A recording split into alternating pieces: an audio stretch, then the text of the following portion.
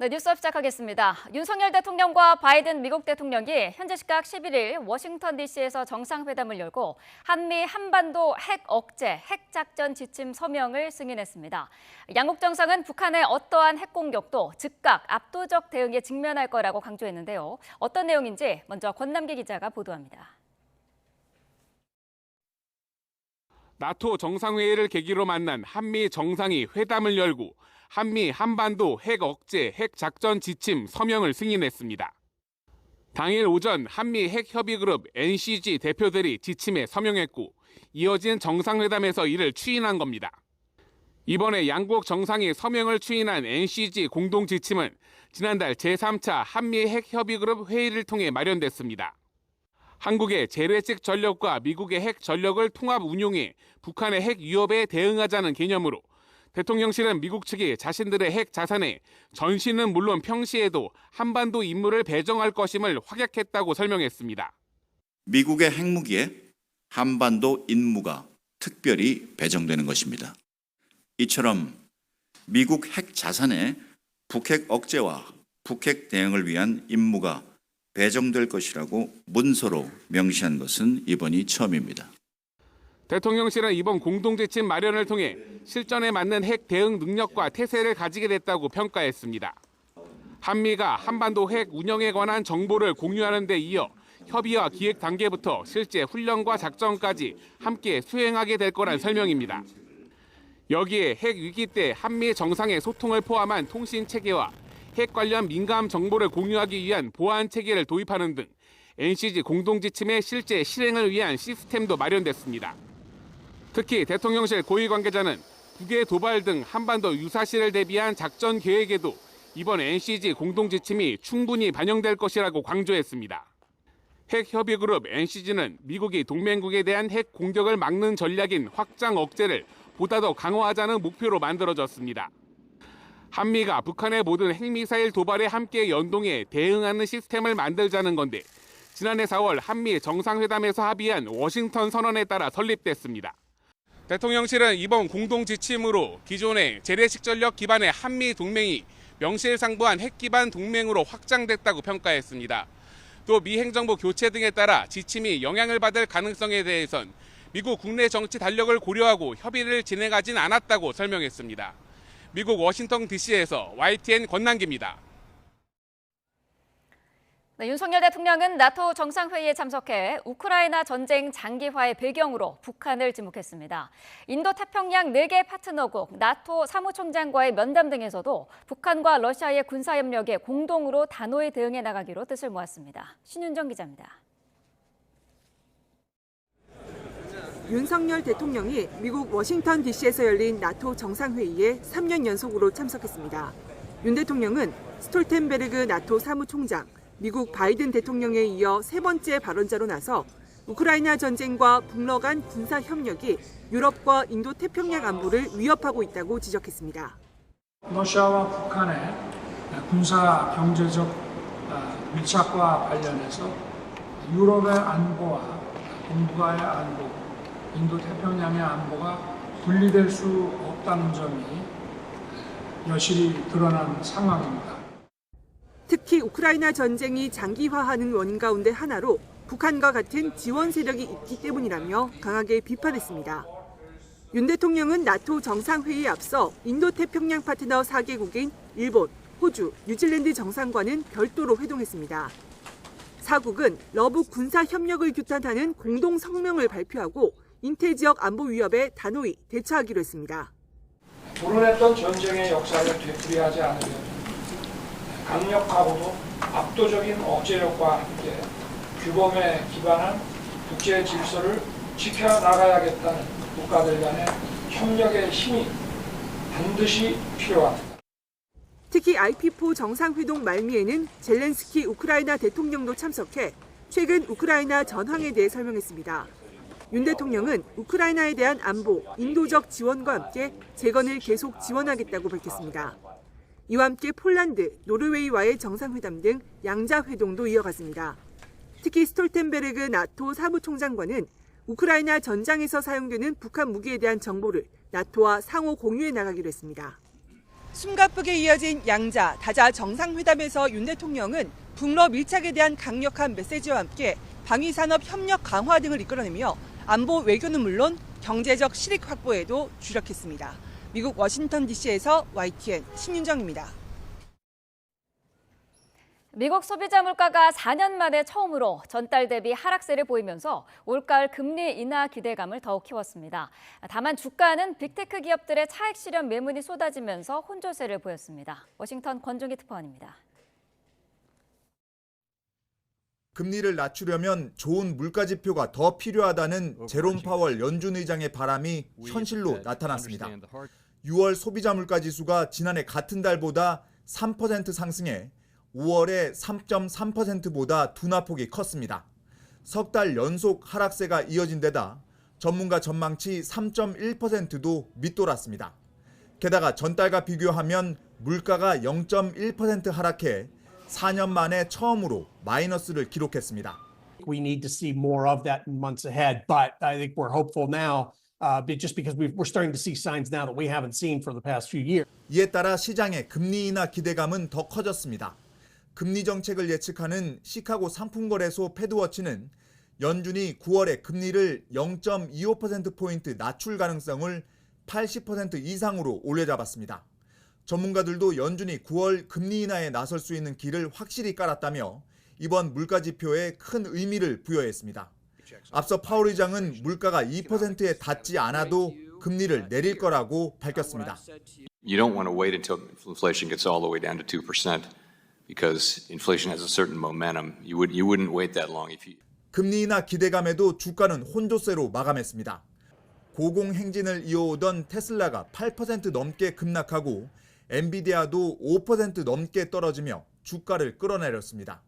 시장은 금리 인하 기대감으로 빅테크에서 차익을 실현한 돈이 은행과 부동산 등 금리 민감 업종으로 몰린 것으로 해석했습니다.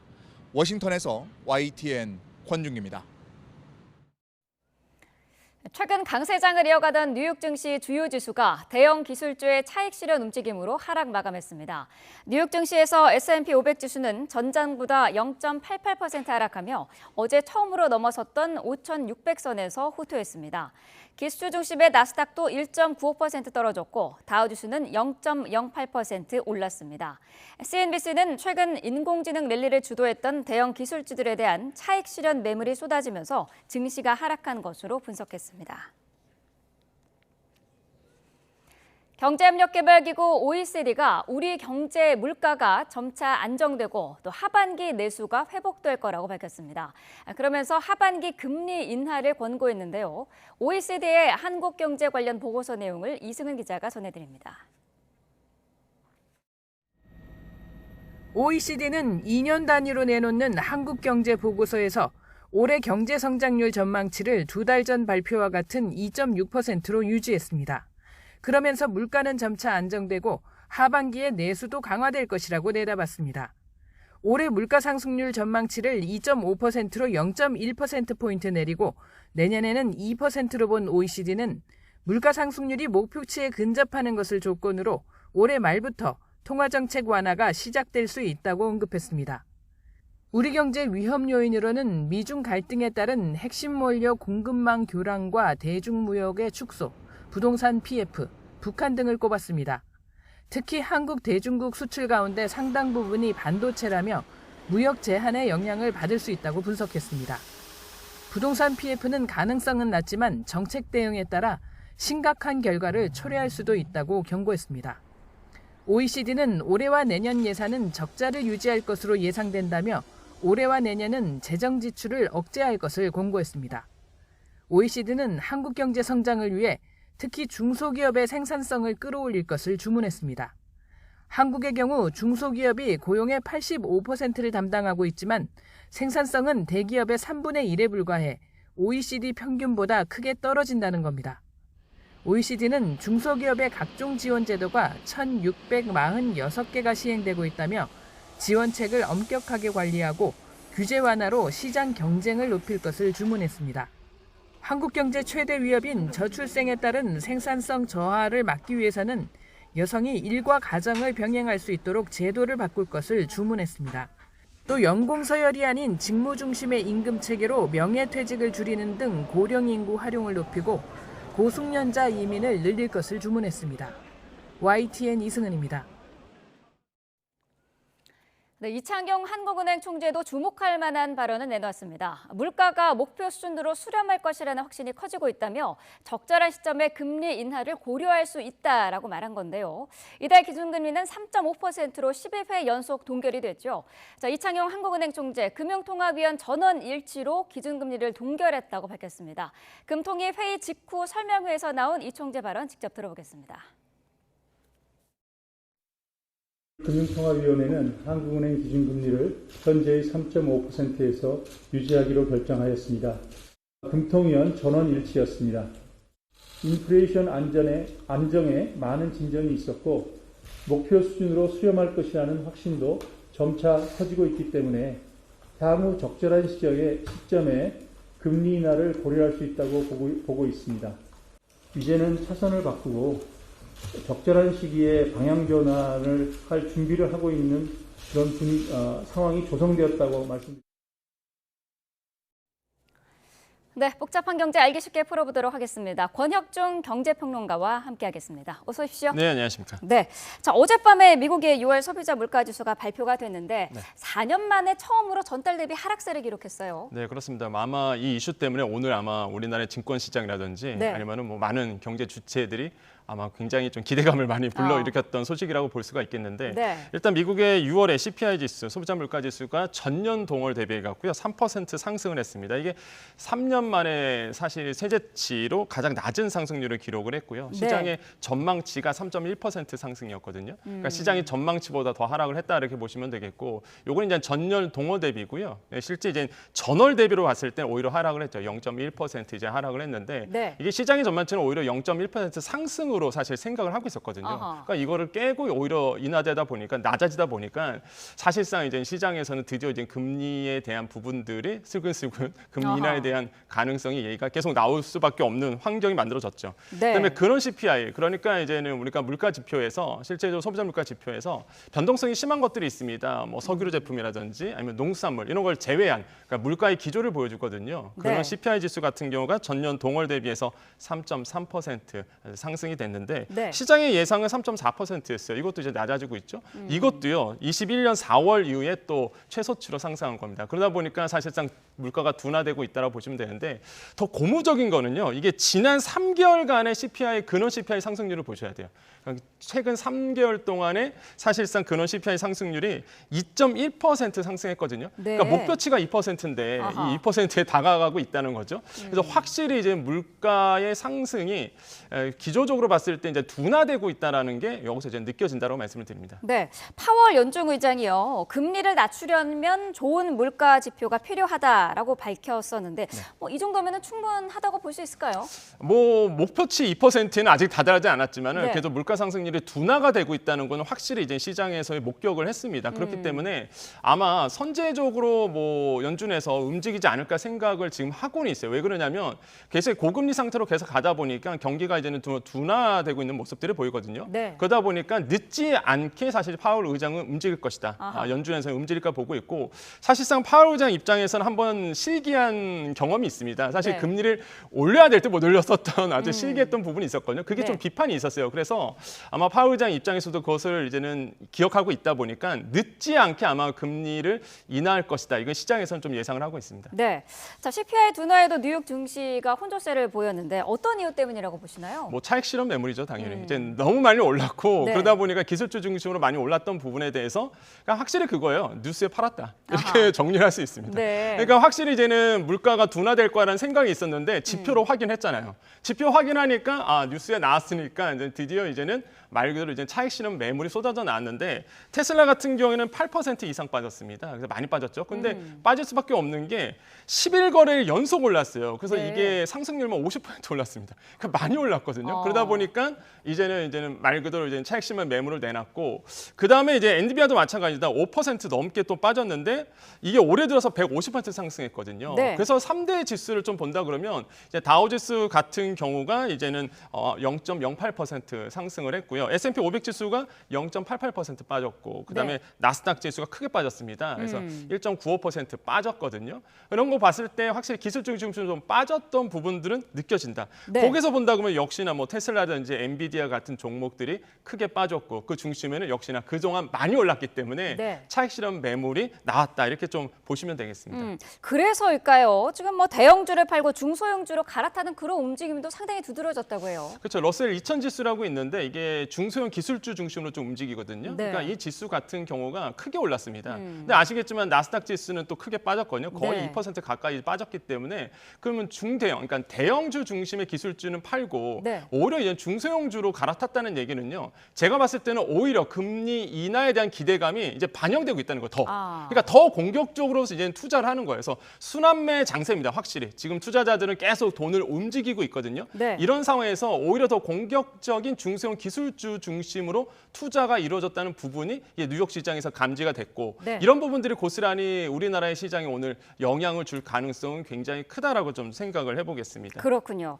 자, 금리 인하 기대감에 큰 영향을 미칠 수 있는 지표 하나가 지금 더 남아 있어요. 오늘 발표되는 미국 생산자 물가지수인데 이거는 어떻게 예상할 수 있을까요? 생산자 물가 지표가 중요한 이유는요. 일단은 소비자 물가 지표의 선행 지수가 됩니다. 그러니까 왜 그러냐면 생산 지표가 만약에 내려간다 그러면 다시 생산 안 된다는 얘기잖아요. 이게 선행 지수예요. 소비자 물가 지수의 선행 지표로 움직이다 보니까 중요하죠. 그래서 일단은 오늘 밤에 또 발표가 됩니다. 미국의 생산자 물가 지수가 발표되는데 이게 지금 통계를 본다 그러면은 5월 달이었습니다. PPI 지수, 생산자 물가 지수가 0.2% 전월 대비해서 하락을 했거든요. 이것도 사실상 시장의 예상을 깨고 사실 생산자 물가 지수가 5월 달에 하락했던 부분이었어요. 그래서 이런 부분들이 이제 시장에 영향을 미쳤고 아마 이번에도 6월에 생산자 물가 지수도 빠지지 않을까, 하락하지 않을까 지금 시장에서는 조심스럽게 예상을 하고 있습니다. 확실히 이제는 물가 지표가 둔화되고 있다는 것을 우리가 여기서 이제 느껴질 수 있다. 그래서 이런 부분도 아셔야 되겠고 또 한 가지 이제 개인 소비 지출이라고 있죠. 이제 연준에서 참고를 많이 하고 있는 지표인데요.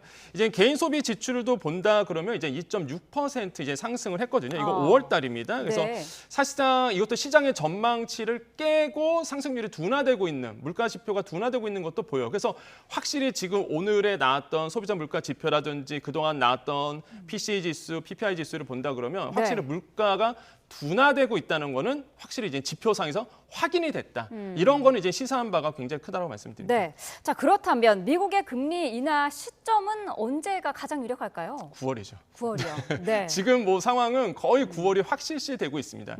사실 이제 투자자들이 지금 상황을 봤던 것이 과연 그 이번에 소비자 물가 지수가 어떻게 나올까라고 했는데 확실히 이제 둔화된 게 확인했단 말이에요. 그럼 지금 일단은 9월에 금리 인하가 당해될 것이다라는 게 더 확률이 높아지고 있습니다. 지금 시카고 상품거래소 패드워치에 따르면요, 이제 시장의 참여자들이 언제 금리를 인하할 것인가 예상을 하는데 10일 같은 경우는 69%, 9월에 금리 인하 예상을 11일에는 이제 84% 올랐는데 제가 직전에 보고 왔는데 오히려 더 높아졌습니다. 지금 90, 지금 한 90%가 넘어갔거든요. 그러니까 시장의 모든 참여자들이 뭐 거의 뭐 확실치 보고 있어요. 92.7% 내다보고 있더라고요. 금리 인하 9월에 단행할 것을 확률적으로. 그래서 지금 뭐 9월에는 제가 봤을 때는 뭐 단행될 것이다라고 볼 수가 있겠고 그러면 이제는 지금 상황에서는 사실 연내 한 번 정도였다가 지금 분위기가 바뀌었습니다. 연내 2번. 이렇게 된다 그러면 9월에 한 번 내리고 11월 아니면 12월 달에 한 번 더 내릴 수 있는 여력이 만들어진 거죠. 그럼 우리나라도 확인을 하고 분명히 이제는 10월 달쯤에는 금리나 단행하지 않을까 시장에서 예상을 하고 있습니다. 자, 어제 우리 한은은 12회 연속 이제 금리를 동결한 상태인데 그렇다면 뭐 미국이 먼저 움직이면 그 뒤에는 우리도 내릴 가능성이 굉장히 높겠군요. 그래서 제가 봤을 때는 선제적으로는 못 움직입니다. 금리의 격차가 2%포인트 정도 벌어져 있기 때문에 이거는 환율 때문에라도 우리나라는 선제적으로는 8월 달에 금리 인하는 힘들고 제가 봤을 때는 말씀하신 것처럼 9월에 이제는 FOMC 열리고 미국이 금리 인하 단행하는 걸 확인하고 우리나라는 이제 10월에 금통위가 열리거든요. 아마 10월에는 우리나라도 이제는 금리 인하를 한 번쯤 단행할 것이다. 시장에선 예상을 하고 있고 저도 그렇게 당연히 예상을 하고 있습니다. 그래서 10월을 중심적으로 보셔야 되겠고 근데 중요한 건 그겁니다. 일단은 주식시장 같은 경우는 6개월 선 반영되거든요. 그러다 보니까 먼저 움직이고요. 그다음에 이제 부동산 시장이 움직이는 순서로 가요. 아까 말씀드렸지만 돈은 흐르거든요. 있거든요. 계속 순환매로 흐르고 있습니다. 그래서 이러한 흐름들을 잘 보셔야 되겠다라고 말씀드리겠습니다. 네, 최근에 코스피도 잇따라 연고점을 경신을 하고 있는데 이것도 뉴욕 훈풍의 영향일까요? 어떻게 보시나요? 그렇죠. 코스피 지수가 계속 오르고 있고요. 최고치를 이제 경신하고 있는데 이런 점을 봤을 때는요. 확실히 이제 뉴욕의 훈풍, 금리 인하에 대한 시그널들이 계속적으로 우리나라의 장에 영향을 미치고 있다. 이렇게 보시면 되겠고 그러니까 몇 가지를 뽑아드리면 역시 금리 인하에 대한 기대감. 두 번째로는 반도체 업황 호황이에요. 사실상 삼성전자가 오른다 그러면 우리나라의 시총이 굉장히 크잖아요. 삼성전자가. 우리나라의 전체 코스피 차지하는 비율이 20%가 넘어갑니다. 이 종목 하나로. 그러다 보니까 삼성전자의 훈풍이 불면 지수 자체가 올라갈 수밖에 없는 구조예요. 그래서 이제 코스피 지수가 계속적으로 올라가고 있고 그 중심에는 역시나 외국인들이 사고 있다는 거죠. 그러니까 외국인들이 올해 들어와서 많이 사고 있습니다. 매수세를 계속 기록하고 있는데 그 중심에는 반도체 호황에 이제는 시그널이 깔려 있어요. 그래서 삼성전자라든지 SK하이닉스 중심으로 외국인들의 매수세가 일어나고 있거든요. 이런 점들이 우리나라의 코스피 지수를 이끌고 있다. 그럼 앞으로 전망이 어떻게 되느냐? 시장에서는 3,000선 뚫어낼 수 있다라는 전망이 계속적으로 나오고 있고요. 목표 주가를 계속 높이고 있거든요. 이런 점을 봤을 때는 저는 좋은 흐름을 앞으로 계속 이어갈 것이다. 물론 변수는 있습니다. 유가라든지 전쟁이라든지 지정학적 리스크라든지 크나큰 변수가 없는 한 지금의 매크로 환경대로 간다 그러면 충분히 3,000선 뚫어낼 수 있는 여력을 가지고 있다고 말씀을 드립니다. 그렇군요. 자, 다음으로 부동산도 조금 짚어보도록 하겠습니다. 어제 이제 발표된 내용인데 서울 아파트 값이 상승폭이 5년 10개월 만에 최대를 기록했어요. 이건 어떤 배경일까요? 그렇죠. 지금 굉장히 중요하게 보셔야 되는 시장이 바로 부동산 시장이에요. 일단은 주식시장 같은 경우는 선반영이 됐습니다. 금리 인하에 대한 선반영이 되다 보니까 계속적으로 오르고 있거든요.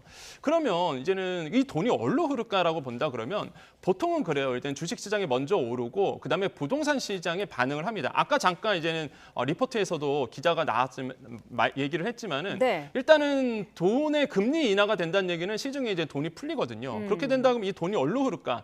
역시나 이제 아파트 쪽으로 흘 수밖에 없는 구조로 간다는 거죠. 그래서 한국부동산원이 이제 최근에 아파트 가격 주간입니다. 이게 지수를 이제 발표를 했는데 뭐 서울 아파트값 같은 경우는 16주 연속 상승을 하고 있는 부분이 있습니다. 상승률을 본다 그러면 서울 같은 경우가 이제 전주가 0.2% 올랐다 그러면 이제 한 주 뒤죠. 7월 8일 기준으로 봤을 때 0.24% 올랐거든요. 그러니까 주간이에요. 이게 계속 오르고 있다는 얘기입니다. 사실 0.2% 적게 볼 게 아니죠. 부동산 가격은 크잖아요. 그럼 몇백만 원씩 오르고 있다는 얘기예요. 지금 사실 서울 부동산 같은 경우에는. 그러다 보니까 지금 계속적으로 부동산 시장이 들썩이고 있다라고 보시면 되겠고 그러한 이유를 몇 가지 뽑아드릴게요. 첫 번째 금리에 대한 시그널. 이게 부동산 시장도 영향을 미치고 있고 두 번째로는 가격 상승의 기대감이 그래서 생깁니다. 그러다 보니까 실제 이제 인근 단지, 메인 단지가 있거든요. 대장주 아파트라고 그러죠. 그 근처까지도 지금 인근 단지가 들썩이고 있거든요. 이런 것들이 이제 심리적 영향을 주고 있고 마지막 세 번째로는 전세 매매입니다. 전세 매매 건수도 많아지고요.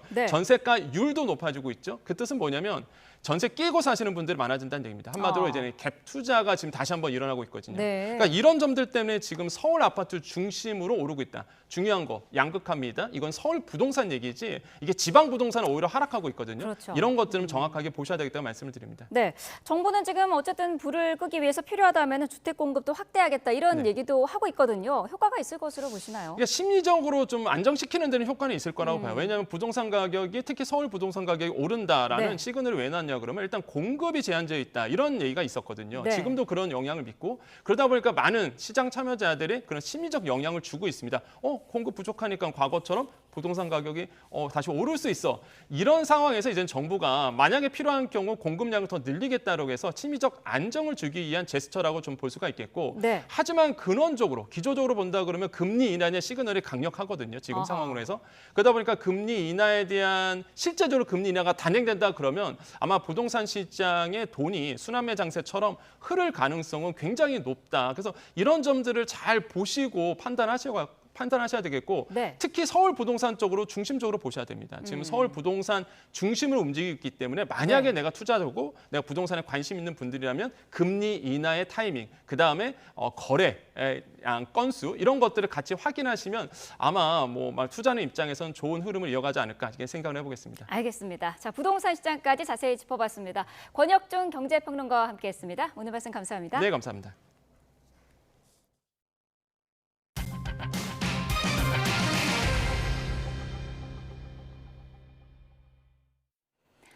내년도 최저임금이 시간당 1,030원으로 결정이 됐습니다. 제도 도입 이후 37년 만에 처음으로 10,000원 시대를 열게 된 건데요. 인상률로만 보면 역대 두 번째로 작습니다. 이종원 기자가 보도합니다. 어제 오후 시작된 최저임금위원회 전원회의는 자정을 넘겨 차수까지 변경하며 오늘 새벽까지 이어졌습니다. 마라톤 논의 끝에 내년도 시간당 최저임금은 올해보다 1.7%가 오른 1,030원으로 결정됐습니다. 노동계와 경영계가 각각 최종안으로 제시한 1,120원과 1,030원을 표결에 붙인 결과 경영계안이 14표, 노동계안이 9표를 받았습니다. 민주노총 측 근로자위원 4명은 앞서 공익위원들이 제시한 심의 촉진 구간에 대한 반발로 투표에 불참했습니다. 올해 역시 최저임금 협상은 노사 간 합의를 이뤄내지 못하면서 사실상 캐스팅 보트인 공익위원 손에서 결정됐습니다. 4차 수정안에서 경영계는 9,940원을, 노동계는 1,840원을 제시하며 차이가 900원까지 좁혀졌지만 더는 줄이지 못했습니다. 내년 최저임금 수준은 영세 중소기업과 소상공인들이 생존할 수 있도록 동결에 가까운 수준으로 결정돼야 할 것입니다. 그야말로 얼굴 빼고 모든 것이 다 오른 시대에 최저임금만 올리지 말자고 하십니다. 저임금 노동자들에겐 생존이 걸려있는 문제입니다. 결국 노사가 합의를 거쳐 심의 촉진 구간 제시를 요청했고 공익위원들은 10,000원에서 1,290원 구간을 제시했습니다. 최저임금이 10,000원대를 기록한 건 1988년 제도 도입 이후 37년 만에 처음이며 5,000원대로 올라선 2014년 이후 11년 만입니다. 다만 인상률은 1.7%에 그쳐 2021년 1.5%에 이어 역대 두 번째로 작습니다. YTN 이종원입니다. 이인재 최저임금위원장은 노사공이 모두 만족하는 합의를 끌어내지 못해 상당히 아쉽다고 말했습니다. 그러면서 지금의 결정 시스템으로는 합리적, 생산적 논의가 진전되기에는 한계가 있지 않느냐는 게 기본적인 생각이며 제도 개편에 대한 심층 논의와 후속 조치가 있었으면 한다고 강조했습니다. 양대 노총도 반응을 내놨는데요. 한국노총은 제한된 조건에서 결정된 시급으로 아쉬운 결과라고 평가하며 노동계가 최저임금 결정 기준에 따라 제한한 생계비 등은 무시하고 결론을 냈다며 입장을 밝혔습니다. 민주노총은 공익위원이 심의 촉진 구간은 최저임금 제도 취지를 반영하지 못하는 근거가 빈약한 제시안이라고 지적했습니다. 다음 주 월요일 초복을 앞두고 삼계탕 찾으시는 분들 많은데요. 최근 삼계탕 가격이 심상치 않습니다. 평균 가격이 17,000원에 육박하고 일부 유명 삼계탕집은 이미 한 그릇에 2만 원을 받고 있습니다. 생닭 유통 가격은 내리는 추세라는데 삼계탕 가격은 왜 이런 건지 오동건 기자가 취재했습니다. 나란히 뚝배기에 담긴 삼계탕이 펄펄 끓고 있습니다. 더운 날씨에 보양식 삼계탕을 찾은 사람들로 식당은 빈자리를 찾기 힘듭니다. 닭이 우리 건강에 좋은 것 같아요. 그리고 여름에 이렇게 따끈한 걸 이열치열로 먹으니까 건강이 좋을 것 같아요. 이렇게 초복을 앞두고 삼계탕을 찾는 사람들이 늘고 있지만 가격이 부담입니다. 한국소비자원 자료를 보면 지난 4월부터 석 달간 서울 삼계탕 가격은 17,000원 정도로 7년 전과 비교하면 20.6%나 올랐고 이미 일부 유명 삼계탕집은 2만 원을 기록했습니다. 1년에 한 자주 먹는 편인데 2만 원이 되면 진짜 복날만 먹는 음식이 될 것 같습니다. 삼계탕 좋아해서 이번 달에 두 번째 먹으러 왔는데 올 때마다 너무 비싼 것 같아요. 그런데 축산물품질평가원에 따르면 육계 산지 가격이 4월 정점을 찍은 뒤 1,460원으로 400원이 내렸고 지난해와 비교해도 35.5% 떨어졌습니다. 여기에 농촌경제연구원의 보고서에 따르면 이번 달 육계 도축 마리수도 4.4% 증가할 것으로 전망돼 공급도 늘어날 것으로 보입니다. 원재료 가격은 떨어지고 공급도 느는데 왜 삼계탕 가격은 그대로일까? 현지에서는 낮아졌다고 하는데 실질적으로 들어오는 거는 그렇지가 않아요. 거의 벌써 1,000원 차이가 나서 복날이 다가오니까 인삼값도 4,5천원씩 올랐고 그다음에 이제 배춧값도 저희는 직접 담아서 하는데 보통 3,4천원씩 올랐어요. 팽당 유통 과정에서 산지 가격 하락이 반영되지 않은 데다 급격히 오른 다른 재료값에 인건비도 만만치 않기 때문입니다. 여름철 대표 음식인 냉면 가격도 11,923원으로 한 달 사이 2%가 오른 가운데 본격적인 휴가철을 앞두고 외식 물가가 다시 한번 들썩이고 있습니다. YTN 오동관입니다. 다음 달부터 쿠팡과 배달의 민족, 전 국민이 이용하는 플랫폼 두 곳이 각각 월 회비와 중개 수수료를 큰 폭으로 인상하기로 했습니다. 소비자와 자영업자 모두 하나같이 이런 반응인데요. 한 번에 이래도 돼? 자, 그래서 이른바 탈팡을 고민하는 사람이 늘고 있다고 합니다. 바로 쿠팡 탈출의 줄임말인데요. 하지만 쿠팡을 쓰지 말까 고민하다가도 정작 구독 취소 버튼까지 누르기는 쉽지 않습니다. 이미 새벽 배송과 무료 배송에 너무 익숙해졌기 때문이겠죠. 그래서 아예 안 쓸 수는 없고 대안으로 가족이 한 계정을 함께 쓰는 경우가 늘 것으로 보입니다. 쿠팡의 월 회비 다음 달부터 4,990원에서 7,890원으로 3,000원 가까이 오릅니다. 사실 지난 4월부터 공지해왔던 거긴 한데 한 번에 58%나 오르다 보니 고물가 속 부담감은 훨씬 더 클 수밖에 없습니다. 배달의 민족도 마찬가지인데요. 다음 달부터 외식업주에게 받는 배달 중개 이용료를 음식값의 6.8%에서 9.8%로 3%포인트 인상하기로 했습니다. 인상률만 보면 44%가 넘는 거죠. 업주 부담 배달비를 건당 100원에서 900원 낮추고 포장 주문 중개 이용료도 한시적으로 절반 깎아주겠다는 입장이지만 자영업자들은 안 그래도 원가 부담으로 부담이 큰 상황인데 우리가 수수료의 민족이냐라는 불만이 터져 나옵니다.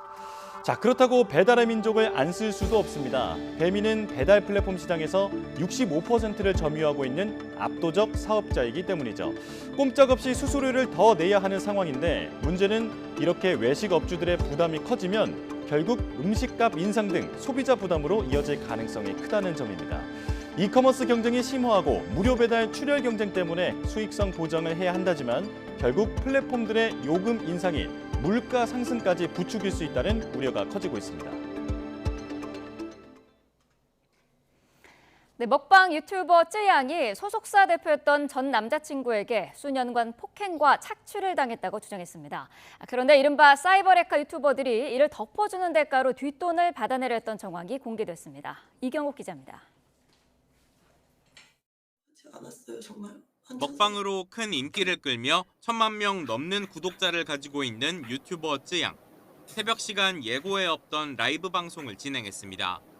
쯔양은 전 남자친구 A씨에게 상습 폭행을 당했고 불법 촬영한 영상을 뿌리겠다는 협박도 있었다고 주장했습니다. 이로 인해 한때 A씨가 일하던 술집에서 강제로 일했었다고도 털어놨습니다. 앉아서 이제 술만 따르면 된다.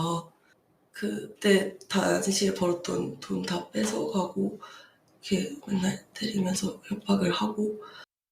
방송 시작 뒤에도 폭행과 착취는 계속됐고 이후 A씨가 소속사를 차려 모든 수익을 챙겼다며 정산을 받지 못한 돈이 40억 원이 넘는다고도 설명했습니다. 모든 수익의 7%는 그쪽이고 3%는 저다. 그 계약서마저 사실 안 지켜서 4년 동안 매일같이 사실 이런 일이 있었는데 A씨가 주변에 허위 사실을 제보하고 소속사 직원을 협박하는 등 피해가 커지자 쯔양은 결국 2차례에 걸쳐 A씨를 고소했습니다. 하지만 A씨가 지난해 극단적 선택을 하며 사건은 공소권 없음으로 종결됐습니다. 쯔양이 이 같은 내용을 공개한 건 전날 한 유튜브 채널에서 나온 폭로 때문입니다. 사이버레카 유튜버들이 관련 제보를 받은 뒤 이를 덮는 대가로 뒷돈을 챙기려 했다는 사실이 알려진 겁니다. 이번 건은 저 터뜨리면 쯔양 은퇴해야 돼.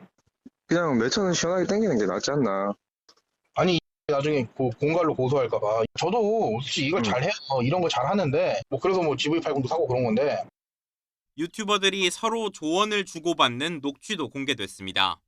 이거 엿바꿔 먹는 게 나을 것 같아요? 아니면은? 당연하지. 쯔양 터뜨리고 너 채널 날아가면 뭐 할 거야. 다만 유튜버 구재혁은 쯔양의 잊혀질 권리를 지키려 노력했다며 부끄러운 돈은 받지 않았다는 입장입니다. 검찰에 유튜버들에 대한 고발장이 접수돼 수사가 진행될 예정인 가운데 쯔양은 당분간 활동을 중단할 것으로 전해졌습니다. YTN 이경국입니다. 네, 요즘 온라인에서 사이버레카라는 용어가 많이 들립니다. 사람들의 관심사를 알기 쉽게 다시 설명하면서 유튜브 등에서 많은 인기를 끌고 있는데요. 그런데 조회수 경쟁이 갈수록 치열하다 보니 일반인 신상 공개가 무분별하게 이루어진다거나 혹은 이를 무마하는 대가로 뒷돈까지 요구하는 경우도 있어서 새로운 사회적 문제로 떠오르고 있습니다. 자세히 살펴보겠습니다. 네, 사이버레카. 이 용어는 교통사고가 발생했을 때 현장에 빠르게 나타나 사고 차량을 견인하는 레카에서 비롯된 용어입니다. 그래서 사이버레카란 보통 누군가의 불행이나 결점이 이슈화됐을 때 이를 콘텐츠로 만들어서 수익을 얻는 유튜버들을 주로 일컫고 있습니다. 자, 문제는 과다한 경쟁 속에 무관한 일반인의 신상이 공개되기도 하고 심지어는 이슈 당사자들에게 접근해 뒷돈을 요구하는 행위까지 나타나고 있다는 겁니다. 대표적으로 지난 5월에 압구정 롤스로이스 사건 관계자 지인을 상대로 한 공갈 사건을 예로 들 수 있습니다. 사적 제재를 표방하면서 인기를 얻은 격투기 출신의 유튜버 얘긴데요. 자, 롤스로이스 사건 가해자 지인에게 접근해 다른 범죄 의혹을 유튜버로 방송하지 않는 조건으로 수억 원을 요구한 것으로 조사됐죠. 현재 이 유튜버 공갈 및 정보통신망법상 명예훼손으로 구속 상태로 재판에 넘겨졌습니다. 이와 함께 밀양 여중생 집단 성폭행 사건이 재조명됐을 때도 무분별한 신상 공개 행위가 논란이 됐습니다. 조회수 경쟁이 치열해지면서 전혀 관계없는 일반인의 신상과 개인 사업장까지 공개되는 사태도 발생했는데요. 이처럼 사이버레카들의 법 테두리를 벗어난 폭로 및 제재 행위로 강제 공개되고 있는 일반인의 치부, 다른 누군가의 통쾌함과 사익 창출로 이어지는 점도 문제지만 잘못된 정보로 피해가 속출하는데도 이에 대한 책임 또한 방치되는 상황인 만큼 최소한의 비판 의식을 갖고 균형 잡힌 시선으로 바라봐야 할 것 같습니다. 축구선수 황의조 씨가 여성들의 동의 없이 사생활 영상을 불법 촬영한 혐의로 재판에 넘겨졌습니다. 앞서 황 씨의 사생활 영상을 유포한 형수가 경찰과 검찰에서 조사받는 과정에서 추가 피해 정황이 발견됐습니다. 신지원 기자입니다. 축구선수 황의조 씨의 불법 촬영 의혹은 형수 이모 씨가 황 씨의 사생활 영상을 유포한 혐의로 조사받는 과정에 드러났습니다. 관련 혐의로 징역 3년을 선고받은 형수 이 씨는 황 씨가 또 다른 피해자들을 무단 촬영한 영상을 본 적이 있다고 밝혔습니다. 그 피고인이 스스로 했던 진술 안에 보면 황의조 씨가 불법 촬영을 한 걸로 의심되는 영상이 있다라든가 그 외에 다른 범죄 행위를 했다. 그리고 그거를 내가 숨기기 위해서 아이폰 일부를 불에 태웠다. 황 씨가 여성들을 불법 촬영하고 관련 영상을 지인들에게 유포한 정황도 봤다는 진술도 나왔습니다. 결국 경찰은 지난 2월 황 씨를 피의자 신분으로 검찰에 송치했고 사건을 넘겨받은 검찰은 5달 만에 불구속 상태에서 재판에 넘겼습니다. 지난달 20일 황 씨를 불러 조사한 지 3주 만입니다. 검찰은 황 씨가 상대방의 동의 없이 여성 2명의 사생활 영상을 수차례 촬영하고 영상 통화를 몰래 녹화했다고 판단했습니다. 다만 황 씨가 지난해 11월 입장문을 발표하면서 피해자의 신상 정보를 공개해 불거진 2차 가해 논란은 혐의 없음으로 종결했습니다. 당시 공개된 인적 사항만으로는 피해자를 특정하기 어렵다고 판단했기 때문입니다. 앞서 황 씨 측은 여성들과 사생활 영상을 촬영한 사실은 인정했지만 상대방이 모르게 촬영한 것은 아니라는 입장을 밝혔습니다. 지난해 6월 인터넷에 관련 영상이 공개되면서 사생활 유출의 피해자였던 황 씨는 1년여 만에 불법 촬영의 가해자로 법정에 서게 됐습니다. YTN 신지원입니다. 지금 시각 8시 29분 지나고 있습니다. 오늘 날씨 어떨지 뉴스업 날씨 스튜디오 연결해 알아보겠습니다. 윤수미 캐스터. 행복한 금요일 아침 날씨 앤 키워드입니다. 오늘의 키워드부터 함께 알아볼까요? 바로 체감온도와 식중독입니다. 오늘도 내륙은 무더위가 기승을 부리겠습니다. 낮 동안 대부분 30도를 웃돌겠고요. 높은 습도 탓에 체감온도는 이보다 1에서 2도가량 더 높겠습니다. 주말인 내일은 서울 낮 기온이 33도까지 오르는 등 더위의 기세가 더 강해집니다. 지치지 않도록 물을 자주 마셔주시기 바랍니다. 이렇게 고온다습한 날씨는 세균과 바이러스가 번식하기에 이상적인 조건인데요. 따라서 무더위가 이어지는 요즘 식중독에 대한 각별한 주의가 필요합니다. 식중독은 주로 가열조리 없이 섭취하는 생채소 및 육류에서 많이 발생하고요. 복통과 구토 등을 유발합니다. 이를 예방하기 위해서는 손을 깨끗이 씻는 것은 기본이고요. 육류나 해산물은 충분히 익혀 섭취해야 합니다. 또 조리식품도 실온에서는 1시간에서 2시간 이내에 소비하는 것이 안전하다고 합니다. 네, 조리 도구도 잘 소독해야 한다는 점 잊으면 안 될 것 같고요. 자, 오늘 서울 기온은 얼마나 오릅니까?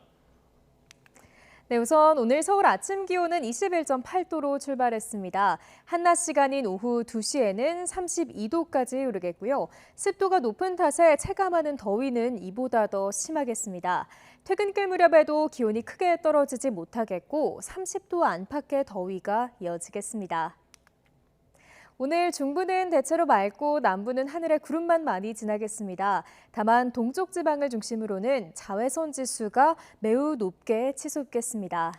대기 불안정이 심해지는 오후에는 내륙 곳곳에 소나기도 지날 텐데요. 소나기의 양은 5에서 많게는 60mm로 지역 간 강수 편차가 크겠고 곳에 따라 시간당 20mm 안팎의 강한 비가 벼락과 돌풍을 동반하며 요란하게 쏟아지겠습니다. 수도권과 영서, 충북 북부와 경북에 폭염특보가 발령 중인 가운데 이들 지역은 낮 동안 체감온도가 33도 안팎까지 오르겠습니다. 정선과 대구의 한낮 기온 33도, 대전과 광주는 31도까지 오르겠습니다. 네, 자세한 주말 날씨도 알려주시죠. 네, 주말인 내일도 내륙은 무더위 속에 소나기만 지나겠습니다. 다만 제주도는 아침부터, 남해안은 오후부터 장맛비가 내리겠고요. 휴일인 모레는 남부지방까지 비가 확대되겠습니다. 특히 내일 밤사이 남해안과 제주도를 중심으로 시간당 30에서 최대 50mm의 국지성 호우가 예상되는 만큼 추가 피해 없도록 각별히 유의하셔야겠습니다. 오늘도 즐거운 하루 보내세요. 지금까지 날씨 앤 키워드의 윤수빈이었습니다. 7월 12일 뉴스업 주요 일정 정리합니다. 국민의힘은 더불어민주당이 추진하는 윤석열 대통령 탄핵 국민청원 청문회를 대상으로 권한쟁의 심판을 청구합니다. 앞서 법사위 여당 간사인 유상범 비상대책위원은 국회의장의 묵인 아래 정청래 법사위원장과 민주당이 강행하는 대통령 탄핵 청문회는 명백한 불법 행위라고 주장했습니다. 더불어민주당 소속 법제사법위원들이 대통령실을 찾아 대통령 탄핵 발의 청원 청문회에 증인 출석 요구서를 받으라고 촉구합니다. 앞서 야권은 김건희 여사 모녀 등 증인을 대거 채택했지만 시한 내 출석 요구서가 전달되지 않으면 국회 증언 감정법을 이유로 출석을 피할 수 있다는 지적도 제기됩니다. 국민의힘 당대표 후보들이 세 번째 권역별 합동연설회에 참석해 전통적 강세 지역인 대구 경북 지역 당원 민심 잡기에 나섭니다. 한동훈 후보의 김건희 여사 문자 무시 논란을 비롯해 사천 논란 등을 두고 후보 간 장외 신경전이 벌어질 것으로 예상됩니다. 이재명 더불어민주당 당대표 후보의 공직선거법 위반 혐의 사건 재판이 오늘 열립니다. 오는 9월 재판이 마무리될 것으로 전망되는 가운데 이 전 대표는 직접 법정에 출석할 예정입니다. 뉴스업 주요 일정이었습니다. 네, 국민의힘 당권 주자들이 두 번째 TV토론회에서 한동훈 후보의 사천 의혹을 두고 거친 설전을 벌였습니다. 원희룡 후보는 함께 당무 감찰을 받자고 제안했는데 한 후보는 사실이면 정계에서 은퇴하겠다고 선을 그었습니다. 강민경 기자입니다. 원희룡 후보는 첫 인사부터 한동훈 후보를 둘러싼 이른바 3대 의혹을 제기했습니다. 여론조성팀 의혹, 사천 의혹, 김경률 금감위원장 추천 의혹, 사실이라면 어떻게 책임지시겠습니까? 특히 한 후보가 가족들과 비례대표 공천을 논의했다는 이른바 사천 의혹을 띄우며 함께 당무 감찰을 받자고 주장했습니다. 다 부인할 거 아닙니까? 그래서 저는 객관적인 당무 감찰을 통해서 밝히자. 한 후보는 근거 없는 의혹 제기라며 자신의 정치 생명을 걸겠다고 배수진을 쳤습니다. 저는 사퇴, 정계 은퇴 얘기했죠. 본인도 후보 사퇴, 그리고 정계 은퇴? 괜찮으세요? 약속하시죠. yes or no. 좋았잖아요. 예스 or 노. 저도 같이 예스 or 노. 했습니다. 두 사람의 난타전은 2시간 내내 이어졌습니다. 제 처가 공천에 관여했다. 예스 or 노. 가장 가까운 가족이 한 명밖에 없습니까요? 그럼 누구요? 그럼 누구? 가족의 범위는 넓습니다. 그럼 누가 있습니까? 제 그러니까 아들, 딸? 지금 해봐야 전면 부인하고 증거 입 맞출 거 아닙니까? 아유, 정말 이재명처럼 증거 조작할 거. 김어준 또는 유인태 이런 분들이 한동훈 후보에 대해서 열렬히 지지하고. 김어준이 저를 지지한다고요? 원희룡 후보야말로 운동권 출신 아니었습니까? 자, 저는 답변을 공개적으로 주시죠. 성찰하고 성숙한 운동권입니다. 이모부님을 한 번도 본 적이 없습니까? 20여 년간 본 적 없습니다. 그것도 조사하셨어요? 특히 김건희 여사 문자 무시 논란에 둘러싼 공방은 과열 양상을 보였습니다. 그 문자 그걸 가지고 제가 총선에서 고의로 패배했다. 그건 당원에 대한 모의. 왜 안 했습니까? 왜 안 했습니까? 나경원 후보는 민주당이 윤석열 대통령 탄핵 청문회를 추진하고 있다며 위기감을 가질 것을 호소했습니다. 사실 저희가 지금 탄핵의 열차가 이미 떠나가고 있는데 모두들 지금 우리 안에서 치열하게 싸우는 것 같습니다. 또 한 후보를 겨냥해 민주당 공격의 빌미를 주고 있다고 꼬집었습니다. 이거 윤 대통령한테 굉장히 협박성 발언 아닌가 이런 생각을 했습니다. 윤상현 후보는 상호 비방전을 끝내기 위해서라도 총선 백서를 출간하자고 촉구했습니다. 저는 이 전당대회를 총선 패배의 어떤 원인을 성찰하는 그런 전당대회가 돼야 된다고 봅니다. 그래서 총선 백서 출간을 요청하실 의향이 없으세요? 국민의힘 당권주자들의 두 번째 토론회는 상호 비방과 의혹 제기를 넘어 고성까지 오갔습니다. YTN 강민경입니다. 최근 더불어민주당 내에서는 부동산 정책과 대북관계 등을 두고 진보적 시각보다는 중도, 보수적인 접근이 필요하다는 의견이 나오고 있습니다. 이재명 전 대표도 연임에 도전하면서 종부세를 근본적으로 검토해야 한다고 언급을 했었죠. 외연 확장을 노린 거란 분석도 나옵니다. 손유정 기자입니다. 민주당은 오는 8월 전당대회를 앞두고 당의 정신, 뼈대가 되는 강령 개정 작업에 착수했습니다. 정치, 경제, 안보 등 각 분야에 대한 당 입장을 새롭게 정의해보겠다는 건데 이 과정에서 민주당의 전통적인 통일관과 배치되는 주장이 나왔습니다. 이현희 의원은 젊은 세대 중심으로 남북관계 인식이 변해가고 있다며 기존 하나의 민족, 두 개의 체제 대신 하나의 민족, 두 개의 국가로 바라보는 방안도 검토해야 한다고 제안했습니다. 궁극적으로 통일을 추구하기 위해 분단 상태를 일시적 상황으로 규정한 지금의 강령과 달리 북한을 개별적인 국가로 인정해야 한다는 겁니다. 민주당표 핵심 부동산 정책인 종합부동산세를 다시 들여다보자는 이야기도 나왔습니다. 당 정책을 총괄하는 진성준 정책위의장은 부동산으로 얻은 불로소득은 환수해야 한다면서도 토론과 논의를 거쳐 당 입장을 다시 정해야 한다고 밝혔습니다.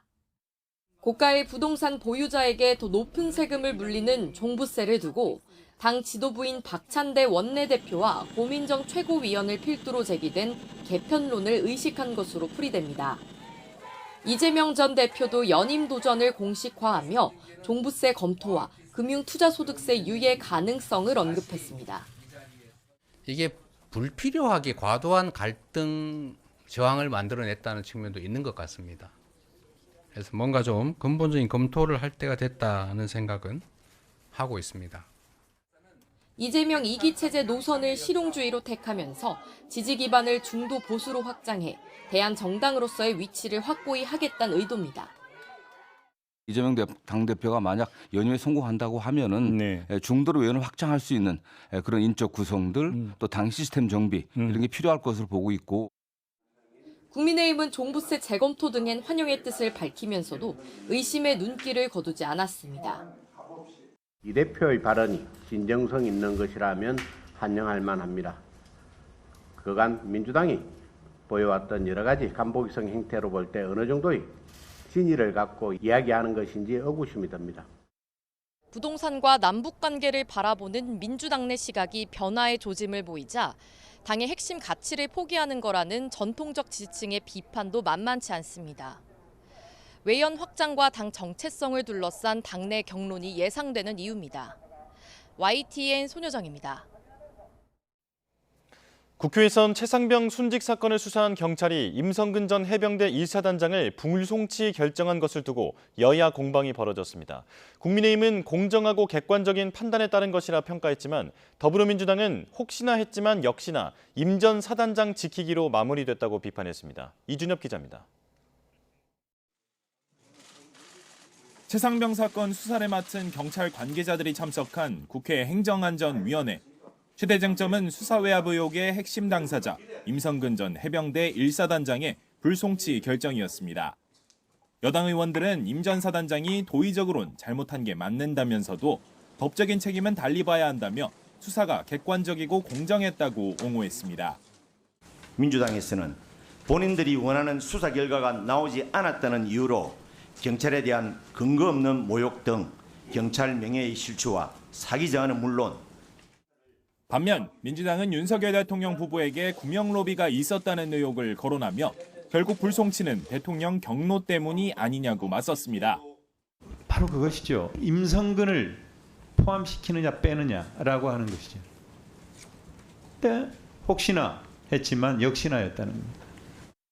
이 과정에서 여당 측은 수사가 마치 인민재판 같다고 표현하고 야당 측은 불송치 결론을 내린 수사심의위에 TK 출신만 들어가 있지는 않으냐고 비난하면서 서로 부적절한 발언이라고 사과를 요구하기도 했습니다.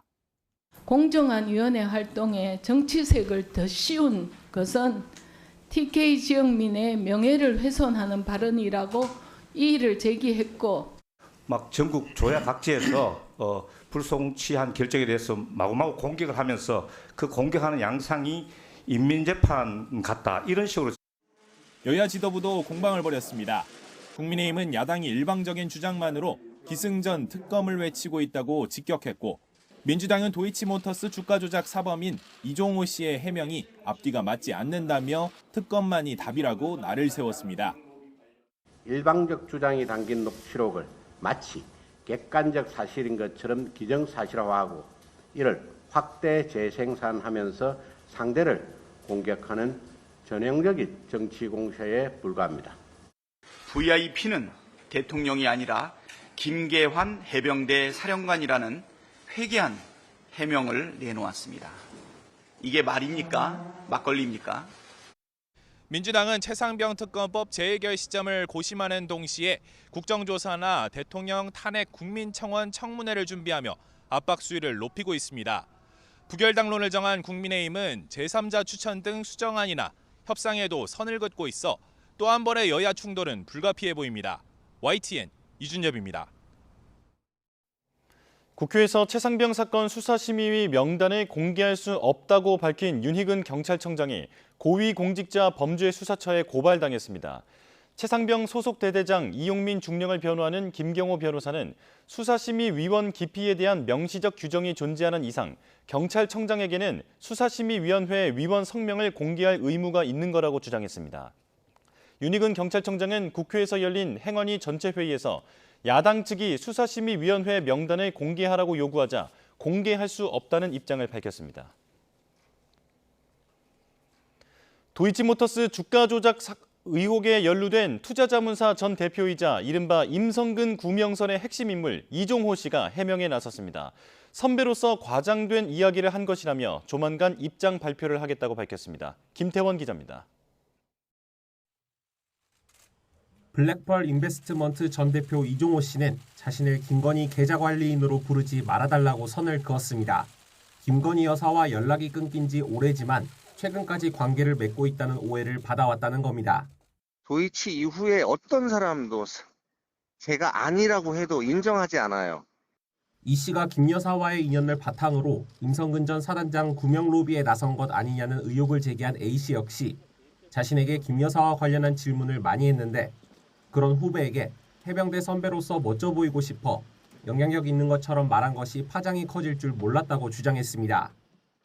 후배가 이제 막 이런 쪽으로 물으면서 저 계속 유도하잖아요. 물어보잖아요. 그러니까 제가 그냥 후배들 앞에서 내가 좀 대단한 사람처럼 보이려고 과장된 표현을 쓴 게 이렇게 됐네요. 임성근 전 해병대 1사단장과도 만난 적이나 연락한 적 없고 최상병 사건 관련해 사의를 표명했다는 소식도 해병대 후배이자 청와대 경호처 출신인 B 씨 연락 등으로 알게 됐다고 주장했습니다. 이 씨는 구명로비 녹취에서 언급된 VIP는 B 씨의 문자를 읽은 것이라고 주장하고 있는데 그런 맥락에서 VIP는 해병대 사령관이라는 해명을 했던 것이라고 설명했습니다. 임장군 후에 해병대 VIP라는 표현을 썼으니까 얘기하는 VIP는 김계환 사령관이라고 나는 알고 있고 얘기하는 VIP는 여사님이라고 알고 있다. 이렇게 제가 말씀드렸어요. 이 씨는 조만간 공개적으로 입장을 밝힌다는 계획인데 공수처는 이 씨 등 녹취에 등장하는 인물들을 차례로 불러 조사할 전망입니다. YTN 김태원입니다. 고위공직자 범죄수사처 검사가 이른바 임성근 구명로비 의혹의 핵심 인물인 이종호 씨를 변호했던 이력이 드러나 잦은 회피 신청을 한 것으로 파악됐습니다. 공수처는 검사 A씨가 사건 관계인을 조사하기 전까지는 이 씨에 대한 수사 내용을 알지 못했다며 해당 사실을 알고 나서는 회피 신청을 했다고 밝혔습니다.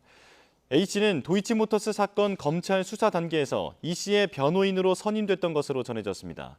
이 씨는 권오수 전 도이치모터스 회장 등과 함께 주가를 인위적으로 띄운 혐의로 재판에 넘겨져 1심에서 징역 2년에 집행유예 3년을 선고받았습니다.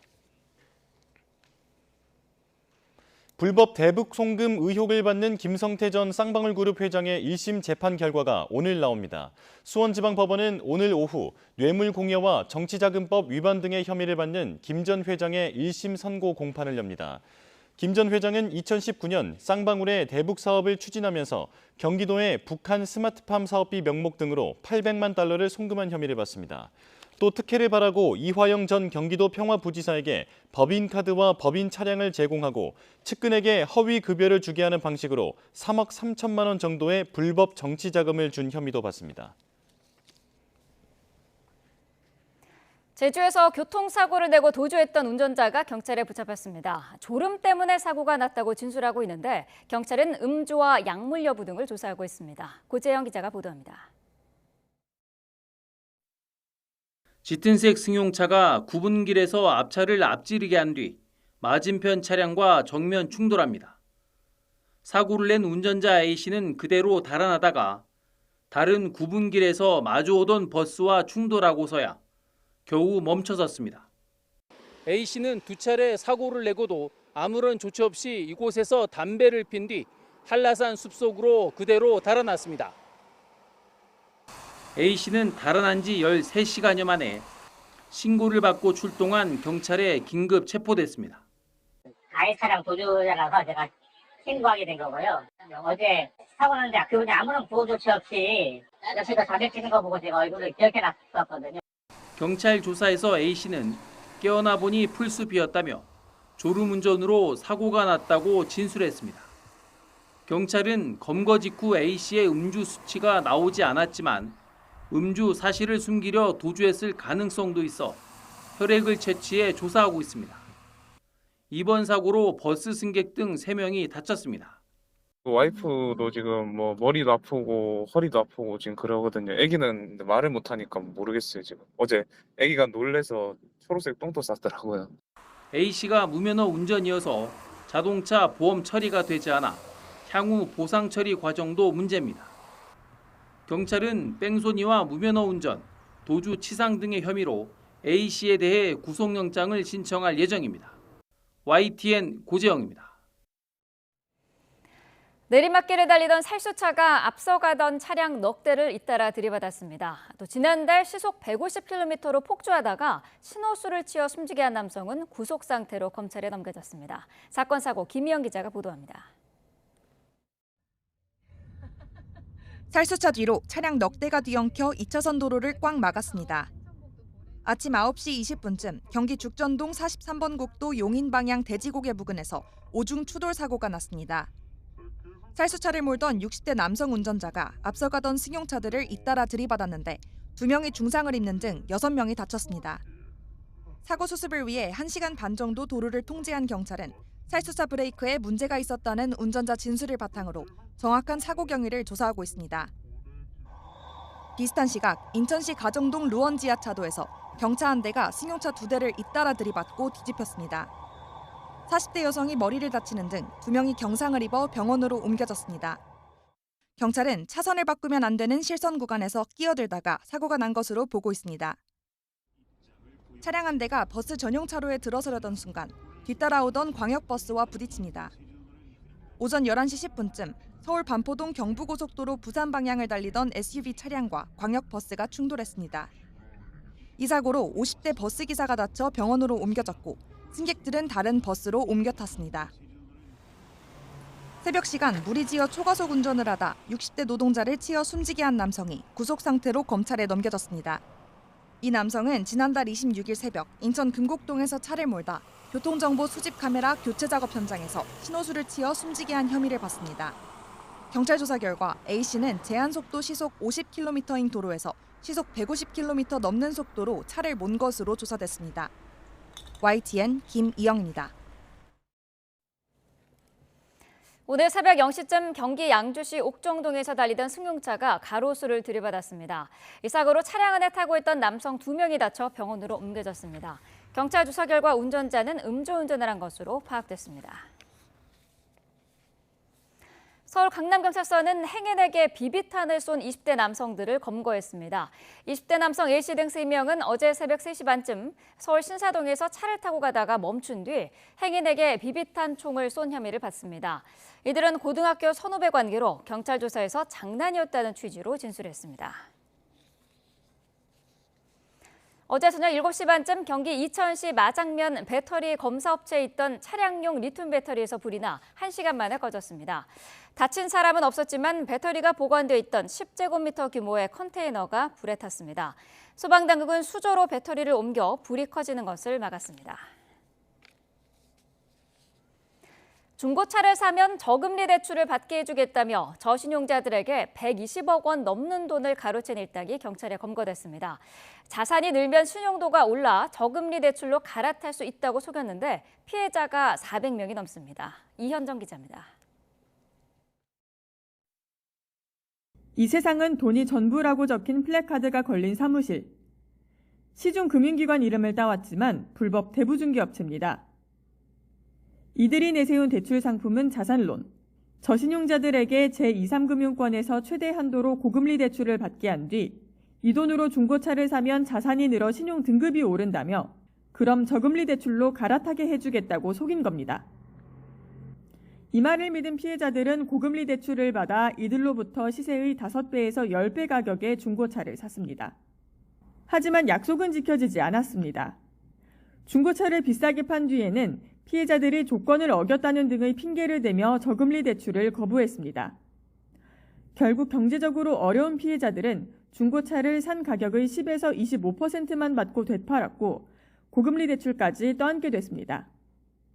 지난 2019년 6월부터 지난해 2월까지 이런 수법에 당한 피해자는 425명, 피해 금액은 125억 원에 달합니다. 경찰은 사기와 대부업법 위반 혐의로 일당 211명을 검거하고 이 가운데 20명은 구속했습니다. 대부분 20대와 30대 초반인 이들은 뜯어낸 돈으로 호화 골프 여행을 다니거나 외제차와 명품을 산 것으로 조사됐습니다. 경찰은 신용도를 올리기 위해 상품을 사라는 경우는 사기일 위험성이 크다며 주의를 당부했습니다. YTN 이현정입니다. 폭우가 휩쓸고 간 중부지방은 여전히 곳곳이 폐허입니다. 토사가 무너져 내리며 도로가 부서지고 쏟아진 비에 물바다로 변한 학교 운동장에선 아직도 물이 빠지지 않고 있습니다. 하늘에서 내려다본 복구 작업 현장, 표정호 기자가 전해드립니다. 폭우가 휩쓸고 간 아파트 단지입니다. 산에서 쓸려온 흙이 단지에 가득하고 산책로에는 뿌리째 뽑힌 나무들이 잔뜩 쌓였습니다. 새벽에 벌어진 비상 상황에 주민 60여 가구가 마을회관으로 급하게 대피했습니다. 새벽 한 1시 정도에 저 구릉지에서 비가 많이 오다 보니까 물이 합쳐질 거 아니에요. 그게 아니네요. 그거가 문제가 아니라 통나무가 엄청 큰 것까지 같이 내려왔거든요. 학교 운동장이 물바다로 변했습니다. 학교 정문까지 물에 잠겨 아예 출입이 불가능한 상황. 축구 골대는 간신히 고개를 내밀고 있고 본관 건물만 덩그러니 섬처럼 남았습니다. 마치 큰 길이라도 낸 것처럼 산 한가운데로 토사가 쏟아져 내렸습니다. 흙더미가 덮친 집은 곳곳이 부서진 채 위태롭게 서 있습니다. 사고 당시 집안에 있던 70대 남성은 1시간 반 만에 병원으로 옮겨졌지만 결국 숨졌습니다. 밖에서 뭐 여자 목소리가 들리더라고. 살려달라고. 그래가지고 나왔어요. 나왔더니 저 건너편 아주머니가 진흙범벅이 돼가지고 오셔서 살려달라고, 남편 어디 있는지 모른다고. 평소 농민들이 오가던 도로가 산산조각 나고 논밭까지 흙이 잔뜩 흘러내렸습니다. 무너진 하천변에서는 흙포대를 쌓는 작업이 한창입니다. 폭우가 남긴 상처가 아물지 않은 가운데 아직 끝나지 않은 장마에 주민들의 시름이 깊어지고 있습니다. YTN 표정우입니다. 많게는 300mm의 폭우가 쏟아진 대구와 경북 지역도 긴급 복구가 시작됐습니다. 하지만 망연자실한 주민들은 아직 장마가 끝나지 않았다며 두려움에 떨고 있습니다. 김근우 기자가 취재했습니다. 집안에 빗물이 가득 들어차 퍼내도 끝이 없습니다. 물에 젖어 썩기 시작한 가구는 물론 벽지까지 다 뜯어내야 합니다. 내일처럼 달려온 자원봉사자들의 손길이 고맙지만 워낙 큰 피해에 일손은 부족하기만 합니다. 산 사태가 나갖고 돌이 와르르 우리 집 마당으로 다 이렇게 들어왔어. 방구들이 터져가지고 잠을 잘 수가 없어요. 거기 밥도 해먹을 수 없고 전기도 안 들어오지, 물도 없지. 약재 수백 톤을 쌓아뒀던 저온 창고에서 흙탕물이 끝도 없이 쏟아져 나옵니다. 헐값에라도 넘기려고 그나마 성한 약재를 골라 트럭에 싣습니다. 약초를 말리는 건조기는 흙탕물에 휩쓸려 엉망이 됐고 곳곳에는 이렇게 어른 무릎 높이까지 물이 찼던 흔적이 선명합니다. 한약재를 자르고 가공하는 기계까지 망가져 벌써 수억 원 넘는 피해를 봤습니다. 급히 인부를 동원해 시설 복구에도 나섰지만 아직 끝나지 않은 장마철에 걱정이 태산입니다.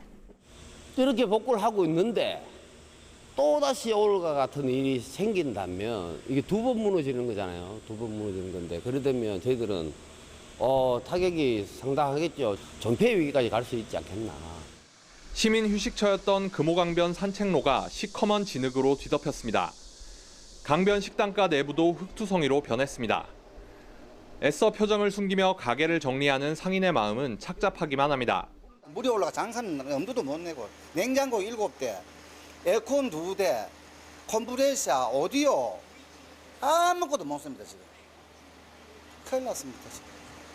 망망합니다 장사는. 앞으로 보름이 걸릴지 한 달이 걸릴지 모릅니다.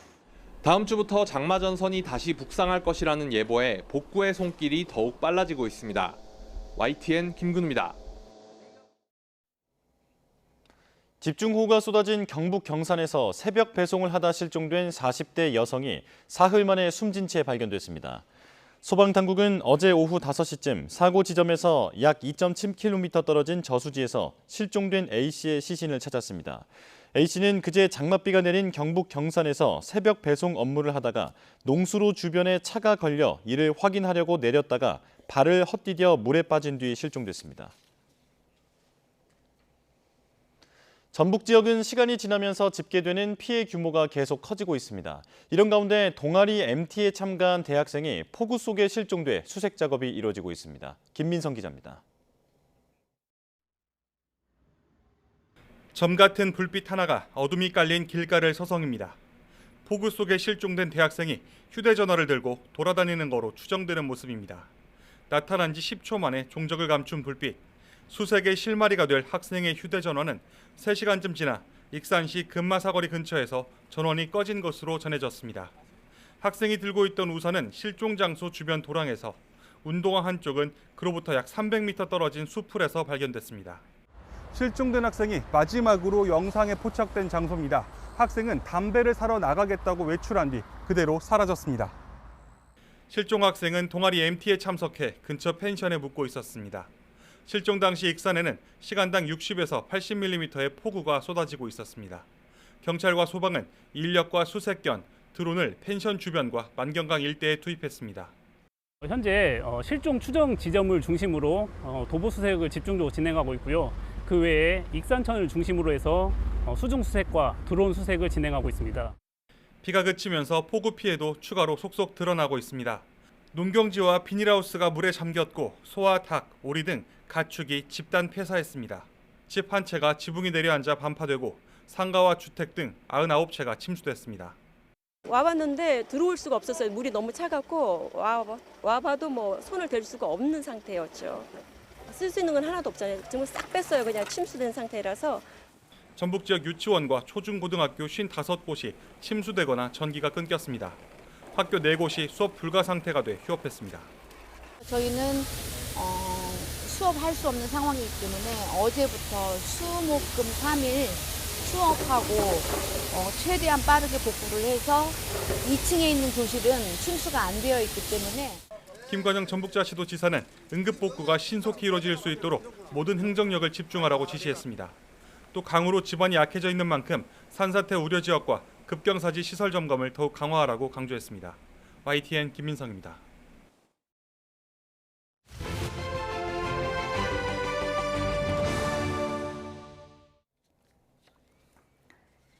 내년도 최저임금이 시간당 1,030원으로 결정됐습니다. 최저임금위원회는 어제 오후부터 정부 세종청사에서 전원회의를 열어 논의를 이어간 끝에 오늘 새벽 표결을 거쳐 이같이 결정했습니다.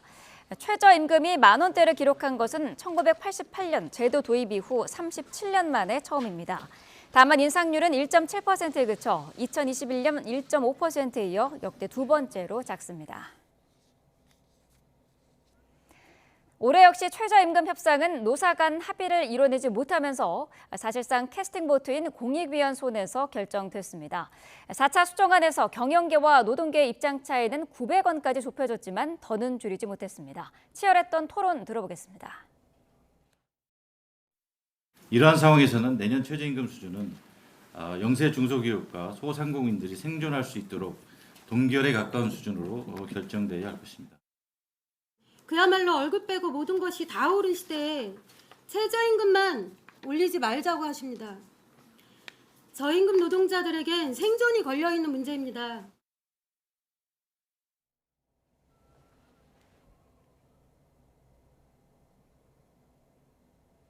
네, 이인재 최저임금위원장은 노사 공의 모두 만족하는 합의를 끌어내지 못해 상당히 아쉽다고 말했습니다. 그러면서 지금의 결정 시스템으로는 합리적, 생산적 논의가 진전되기에는 조금 한계가 있지 않느냐는 게 기본 생각이며 제도 개편에 대한 심층 논의와 후속 조치가 있었으면 한다고 강조했습니다. 네, 양대 노총도 반응을 내놨는데요. 한국노총은 제한된 조건에서 결정된 시급으로 아쉬운 결과라고 평가하며 최저임금 결정 기준에 따라 노동계가 제안한 생계비 등은 무시하고 결론을 냈다며 입장을 밝혔습니다. 민주노총은 공익위원이 심의 촉진 구간은 최저임금 제도 취지를 반영하지 못하는 근거가 빈약한 제시안이라고 지적했습니다. 이번 주 서울 아파트값 상승폭이 5년 10개월 만에 최대를 기록했습니다. 서울발 아파트값 상승세가 수도권으로 번지는 조짐이 일면서 정부도 대책 마련에 고심하고 있습니다. 최도희 기자입니다. 서울 부동산 시장 상승세가 뚜렷해지는 분위기입니다. 서울 아파트 가격은 16주 연속 상승세를 보였는데 주목해야 할 건 상승폭입니다. 이번 주 상승폭은 0.24%로 2018년 9월 이후 5년 10개월 만에 가장 높은 수치를 나타냈습니다. 수요도 꿈틀거리고 있는데 지난달 서울 아파트 매매 거래량은 3년 1개월 만에 처음으로 5천 건을 넘어섰습니다. 서울발 집값 상승세가 수도권으로 번지는 조짐마저 보이자 이창용 한국은행 총재는 수도권 부동산 가격 상승세가 예상보다 빠르다고 평가했습니다. 수도권 부동산 가격이 저희들이 완만하게 올라가는 걸로 좀 유심히 보고 있었는데 5월 말, 6월, 7월 지금 올라가는 속도가 좀 생각보다 빨라졌기 때문에 유심히 보고 있다고 말씀드리고요. 정부도 대책 마련에 고심하고 있습니다. 최상목 경제부총리가 필요하면 주택 추가 공급에 나서겠다고 밝힌 데 이어 박상우 국토교통부 장관도 다양한 유형의 주택을 국민이 원하는 지역에 충분히 공급하겠다는 입장을 내놨습니다.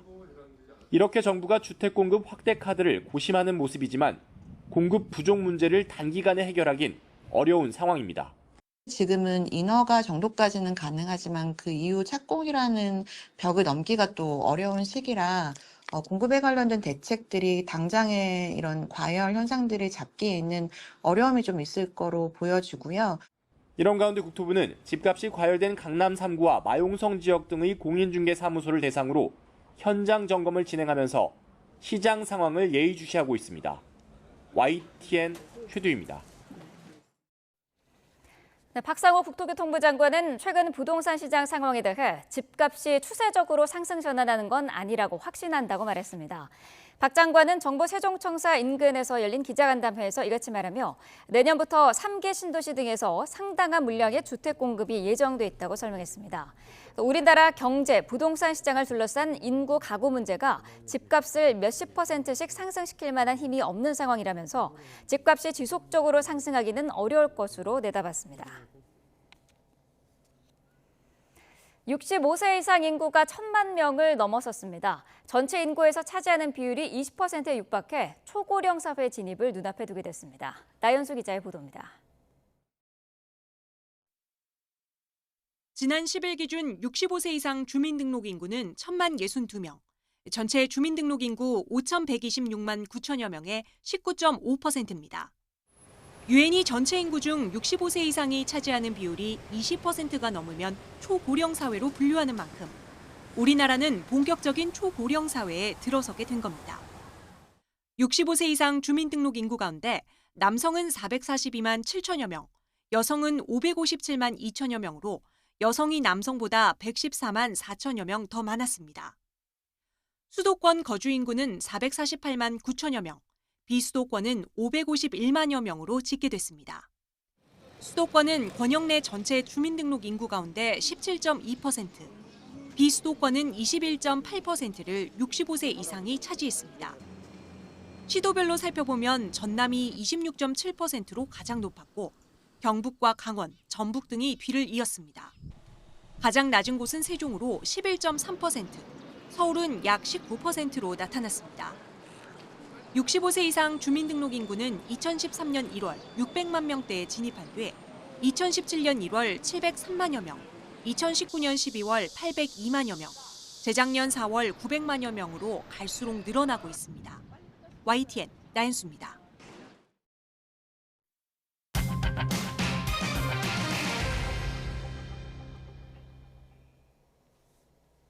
윤석열 대통령이 미국에서 2박 5일간의 나토 정상회의 일정을 마치고 귀국길에 올랐습니다. 윤 대통령 부부는 현지 시각 11일 대통령 전용기인 공군 1호기 편으로 워싱턴 DC 인근 앤드루스 공군기지를 통해 출국했습니다. 윤 대통령은 나토 정상회의와 인도태평양 파트너 4개국 정상회동회에 참석해 러북 밀착에 대응하기 위한 국제 공조를 다지는 데 주력하고 우크라이나 재건에 필요한 지원 확대를 약속했습니다. 특히 한미 정상회담에서는 북한의 핵 도발에 강력히 대응하는 것을 주요 내용으로 한 한반도 핵 억제, 핵 작전 지침에 관한 공동 성명을 채택했습니다. 미국을 방문한 윤석열 대통령은 동맹, 우방국들과 공조해 러시아와 북한의 불법적 협력을 무력화하겠다고 밝혔습니다. 윤 대통령은 한국 대통령으로는 처음으로 나토 관련 싱크탱크가 주최한 퍼블릭 포럼에서 연설했는데 일부 내용 들어보겠습니다. 대한민국은 자유, 평화, 번영의 3대 비전과 포용, 신뢰, 호회의 3대 협력 원칙을 담은 인도-태평양 전략을 근간으로 동맹, 우방국들의 손을 굳게 잡고 인도-태평양과 대서양의 평화와 번영을 수호하기 위해 함께 일할 것입니다. 우크라이나 전쟁, 그리고 러시아와 북한의 협력은 대한민국과 나토의 협력을 더욱 공고하게 해 주었습니다.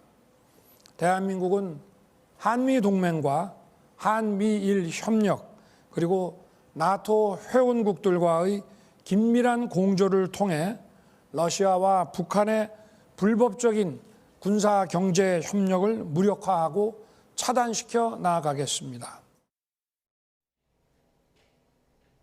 윤석열 대통령과 함께 미국을 방문한 부인 김건희 여사가 북한 인권 간담회에 참석해 북한의 인권 문제와 개선 방향에 대해 의견을 나눴습니다.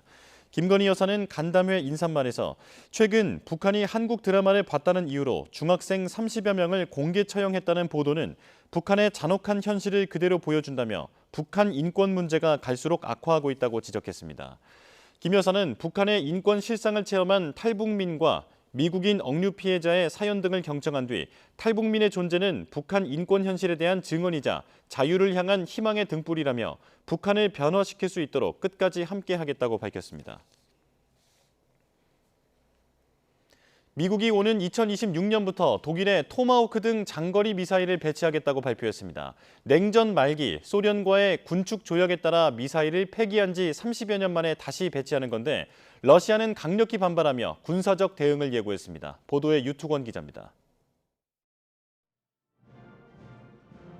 냉전이 막바지로 치닫던 1987년 말 미국과 소련은 지상에서 발사하는 사거리 500km 이상 중거리 미사일의 개발과 배치 등을 금지하는 역사적인 군축 조약에 합의했습니다.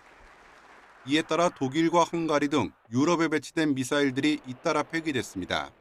This ceremony and the treaty we're signing today are both excellent examples of the rewards of patience.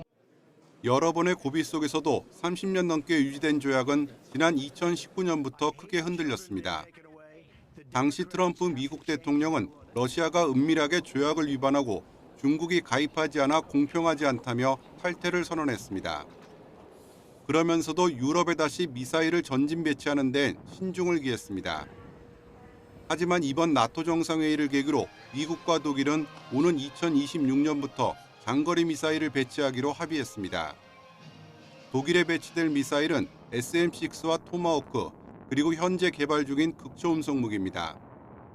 사거리가 2,000km 이상인 토마호크는 독일 동부에서 발사하면 러시아 모스크바까지 타격할 수 있습니다. We need something like deep precision strike, looking at all the increase of weapons that were installed by Russia. 러시아는 심각한 위협 행위라고 반발하며 군사적 대응을 예고했습니다. Нацелено против нас, разумеется, надо отдавать в этом себе отчет, но повода для нервозности, для каких-то тревог. 앞서 푸틴 대통령은 미국의 움직임에 맞서 핵탄두를 탑재할 수 있는 지상 발사 중거리 미사일을 다시 생산하겠다는 의지를 밝혔습니다. 여기에 폴란드 북부에선 미국의 미사일 요격 기지가 가동에 들어가고 중국은 폴란드 국경 부근에서 벨라루스와 합동 군사훈련을 진행하는 등 유럽의 군사적 대치가 고조되고 있습니다. YTN 유투원입니다. 이번 북대서양 조약기구 나토 정상회의에서는 조 바이든 미국 대통령의 일거수일투족이 비상한 관심을 불러일으키고 있습니다. TV 토론에서 보여준 노쇠한 모습으로 대선 후보 사퇴 압박이 커지는 가운데 백악관은 이번 회의에서 바이든 대통령에게 찬사가 이어졌다며 방어에 나섰습니다. 이경아 기자가 보도합니다. 조 바이든 미국 대통령이 북대서양 조약기구 나토 정상회의에 참석한 볼로디미르 젤렌스키 우크라이나 대통령과 마주 앉았습니다. 변함없는 지지를 약속한 바이든 대통령은 우크라이나에 대해 우리 돈으로 약 3,100억 원 규모의 추가 지원에 서명했다고 밝혔습니다. And you made it clear Russia will not prevail in Ukraine. Will not prevail in Ukraine. Ukraine will prevail. And I want you to know we're going to be with you every step of the way. 젤렌스키 대통령도 바이든 대통령에게 각별한 감사의 뜻을 전했습니다. And I especially want to thank today President Biden for his support and personal statement following the Russian strike on the children's hospital in Kyiv. 우크라이나 지원과 중동 사태 등 각종 현안 속에 바이든 대통령은 이번 나토 정상회의에서 각국 언론의 주목을 한몸에 받았습니다. TV 토론 이후 잇단 말실수와 건강에 대한 우려로 대선 후보 사퇴 압박이 이어지고 있기 때문입니다. 국제 외교 무대에서 어떤 모습을 보이느냐가 우려를 증폭시킬 수도 불식시킬 수도 있습니다. 회의 이틀 동안 바이든 대통령을 접한 핀란드 대통령은 아무 문제가 없었다고 밝혔습니다. I have absolutely no concerns about the capacity of the current President of the United States to lead his country and to lead our fight for Ukraine and to lead NATO. 이번 회의에서 바이든 대통령을 처음 만난 키어 스타머 영국 총리도 BBC 방송 인터뷰에서 대통령이 세부 사안에 막힘이 없었고 놀라운 리더십을 보여줬다고 말했습니다. 백악관 측은 각국 정상들이 바이든 대통령에게 찬사를 보냈다며 건강 논란을 방어하고 나섰습니다. 제이크 설리번 미 안보보좌관은 미국의 적들이 대선 후보 TV 토론을 보고 오판한다면 이번 정상회의를 보라고 말하겠다고 밝혔습니다. 이어 정상 간 대화에서 트럼프 전 대통령의 재선 가능성에 대한 우려는 듣지 못했다고 강조했습니다. YTN 이경아입니다. 스코틀랜드에 있는 한 섬에서 고래가 무더기로 죽은 채 발견됐습니다. 현지 구호단체가 발견했는데 이 가운데 일부는 살아남아 응급처치를 받았습니다. 영상으로 보시죠. 해변가에 검은색 고래 한 마리가 보입니다. 바닷물이 들었다 빠졌다를 반복하는데도 미동이 없는데요.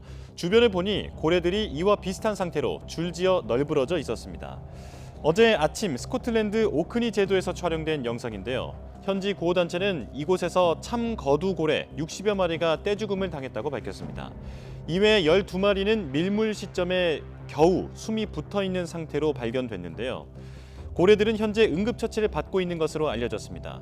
스코틀랜드에선 지난해 7월에도 거두고래 55마리가 루이스 섬 해변에 집단으로 자초됐다 한 마리만 살아남았습니다. 이런 집단 좌초는 우두머리 개체를 따라 바짝 붙어 이동하는 경향이 있는 거두고래에게서는 드물지 않게 일어나지만 정확한 원인은 알려지지 않았습니다. 네, K-팝의 새 아이콘 그룹 뉴진스가 한국 여행을 알리는 새 얼굴이 됐습니다. 코로나19의 그림자를 벗어나기 시작한 우리나라 관광이 새 바람을 탈 수 있을지 송재인 기자가 보도합니다. K-바비큐? 신김치랑 먹어야지. 제일 핫한 포토스팟은 여기. 이런 한국, 와보지 않고는 모를걸? K-팝 대표 걸그룹 뉴진스가 우리나라를 알리는 관광 홍보대사로 발탁됐습니다. 한국 관광을 알리는 홍보대사로 위촉되어서 정말 기쁘고요. 앞으로도 한국의 다양한 매력을 알 수 있도록 즐거운 마음으로 앞장서도록 하겠습니다. 뉴진스는 앞서 지난 5월 경복궁 근정전에서 진행한 한복 공연으로 우리 문화의 매력을 알렸습니다. 최근 도쿄돔까지 접수하며 다진 글로벌 인기를 바탕으로 젊은 외국인들에게 찐 한국을 알릴 예정입니다. 한국의 특유의 그 아름다움과 자연을 함께 보신다면 정말 잊지 못할 경험이 될 것 같습니다. 꼭 한국 음식 먹어야 한다고 생각을 하는데 이제 여름이다 보니까 날씨 덥고 더워서 삼계탕이나 물냉면 같은 음식 드시면 정말 맛있게 드실 수 있을 것 같아요. 유인촌 장관은 홍보대사 위촉과 함께 K-팝 관광 활성화를 위한 적극적인 투자 계획도 밝혔습니다. 명예롭게 그 대한민국의 어떤 대표 선수로서의 역할을 할 수 있도록 저희들이 대중문화 예술인의 명예 전당 만들겠다라는 생각을 하고 있고요. 정부는 앞서 K-팝은 물론 새 관광 트렌드인 뷰티를 전면에 내세운 대규모 페스티벌을 여는가 하면 단체 전자비자 수수료 면제 국가를 늘리며 관광 분야에 공격적인 투자를 해왔습니다. 이로써 올해 외국인 관광객 2천만 명이 한국을 찾게 하겠다는 목표를 위촉식에서도 다시 한번 언급했는데 최근 10년 동안 한 번도 도달하지 못한 규모인데다 엔데믹이 본격화한 지난해에도 외국인 관광객 수는 1,000만 명대를 회복하는 데 그쳤던 만큼 현실이 될지는 미지수입니다. 지난 5월까지 수치를 봐도 올해 외국인 관광객 수요는 이제 막 코로나19 이전 규모와 엇비슷해진 수준입니다. 회복세를 탄 우리나라 관광이 정부 투자와 뉴진스 신드롬에 힘입어 더 큰 활기를 얻을지 주목됩니다. YTN 송재인입니다. 아시아 최대 어린이 청소년 영상문화축제인 부산국제 어린이 청소년 영화제가 열리고 있습니다. 영화를 보고 먹거리도 함께 즐기는 자리로 마련됐는데요. 김종호 기자가 다녀왔습니다. 신나는 표정으로 아이들이 줄지어 극장에 들어갑니다. 기대와 설렘, 궁금증으로 상영관은 금세 왁자지껄합니다. 조명이 꺼지고 영화가 시작되니 언제 그랬냐는 듯 조용히 집중하고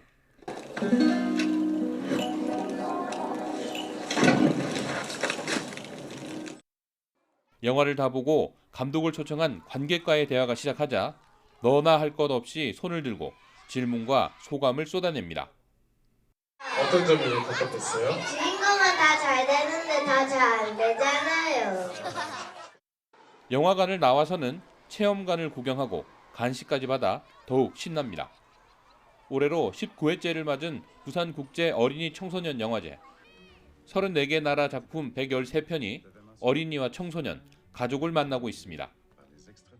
영화가 끝난 뒤에도 관객과의 대화나 영화에 대한 깊은 이야기를 들을 수 있는 비키 클래스에 참여할 수 있고 자폐 스펙트럼의 어떤 이스라엘 가정의 다큐멘터리 후에는 정재승 감독님의 또 클래스가 준비되어 있는 등 이렇게 다양한 수업, 클래스가 또 준비되어 있고요. 영화제 기간 내내 다양한 체험과 공모, 학술 행사도 함께 진행되고 있습니다. 이번 영화제는 달라도 좋아를 주제로 14일까지 부산 영화의 전당과 유라리 광장, 모퉁이 극장에서 열립니다. 세계의 어린이와 청소년이 다름을 인정하고 사람과 세상에 대한 시야를 넓히면서 성장하는 데 도움이 되도록 준비했다는 게 부산시와 영화제 설명입니다. YTN 김종호입니다.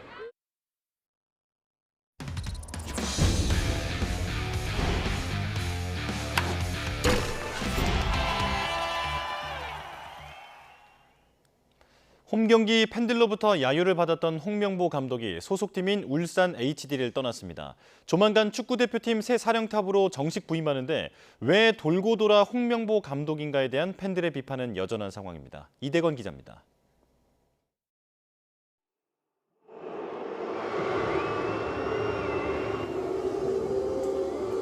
울산 홈경기를 야유로 시작해 야유로 마무리한 홍명보 감독.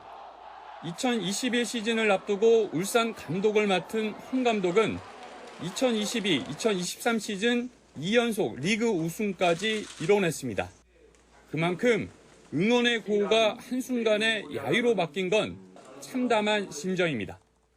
얼마 전까지 응원의 구호가 오늘은 야유로 나왔는데 거기에 대해서는 전적으로 저희의 책임이 있습니다.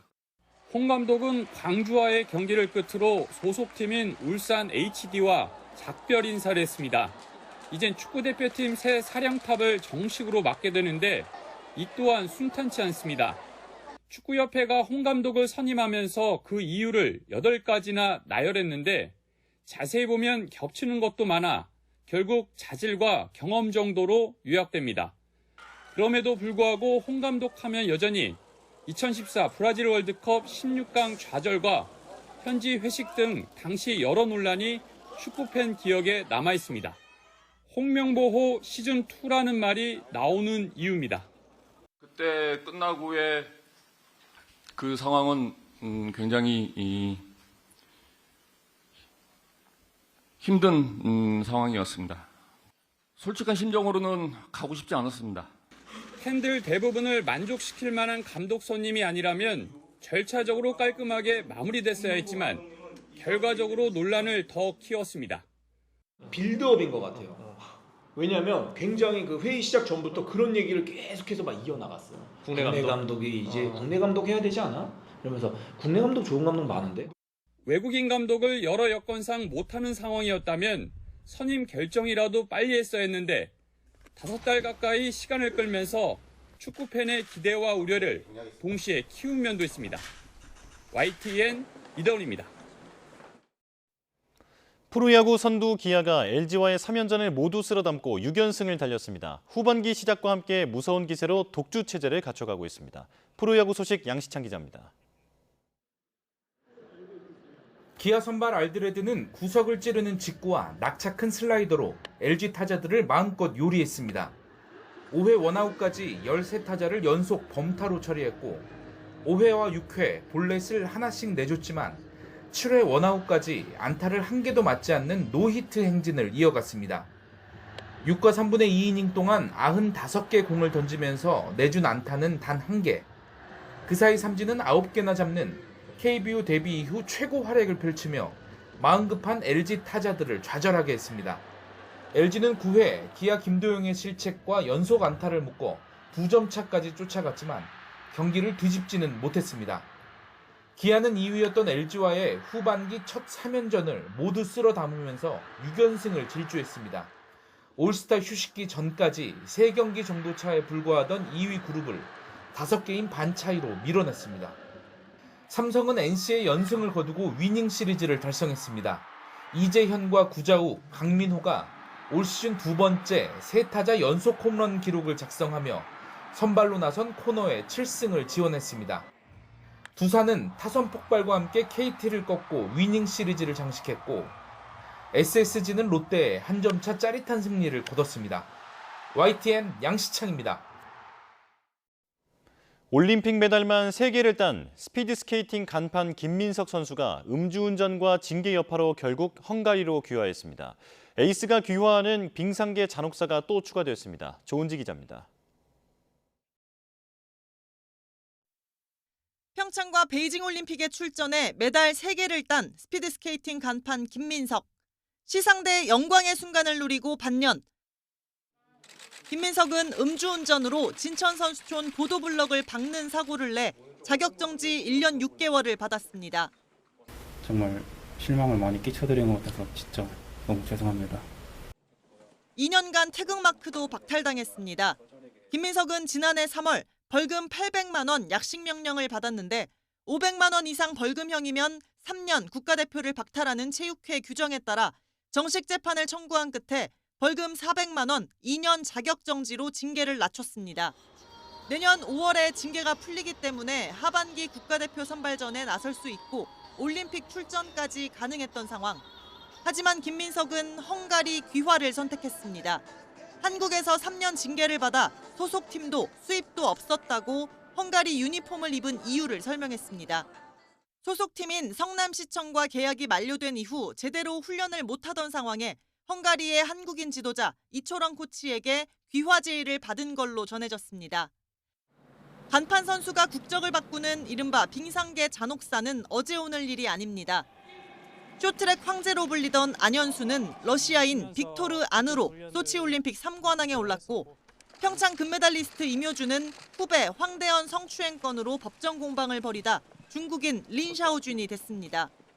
2년 뒤 밀라노 동계올림픽 땐 김민석이 헝가리 선수로 조국의 선후배와 맞대결을 펼치게 됐습니다. YTN 조은지입니다. 오늘도 내륙을 중심으로는 습도 높은 무더위가 기승을 부리겠습니다. 오늘 서울 한낮 기온은 32도까지 오르겠고요. 또 체감 온도는 이보다 더 높아 무척 후텁지근하겠습니다. 또 오후에는 내륙 곳곳으로 요란한 소나기도 지나겠습니다. 오늘 외출하실 때는 옷차림 시원하게 해주시고요. 또 갑작스러운 비에 대비해 우산도 챙기시는 게 좋겠습니다.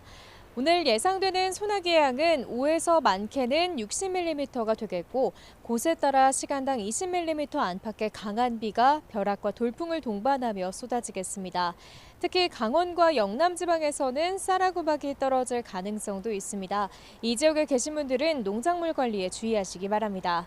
수도권과 영서, 충북 북부와 경북에 폭염특보가 발령 중인 가운데 낮 동안 체감 온도가 33도 안팎까지 오르겠습니다. 오늘 서울 한낮 기온 32도, 정선과 대구 33도, 대전과 광주는 31도까지 오르겠습니다. 주말인 내일도 내륙은 무더위 속에 소나기만 지나겠습니다. 다만 제주도는 아침부터, 남해안은 오후부터 장맛비가 내리겠고요. 휴일인 모레는 남부지방까지 비가 확대되겠습니다. 특히 내일 밤사이 남해안과 제주도를 중심으로 시간당 30에서 최대 50mm의 국지성 호우가 예상되는 만큼 추가 피해 없도록 각별히 유의하셔야겠습니다. 이후 다음 주 초반에는 중부지방에도 정체전선의 영향권에 들 전망입니다. 오늘 낮 동안 동쪽 지방을 중심으로 자외선이 무척 강하겠고요. 곳곳에서 오존 농도도 짙어지겠습니다. 노약자나 호흡기 질환자분들은 볕이 가장 강한 오후 2시에서 5시 사이 무리한 야외 활동은 자제하시는 게 좋겠습니다. 지금까지 서울 상암동 야외 스튜디오에서 YTN 윤수빈입니다.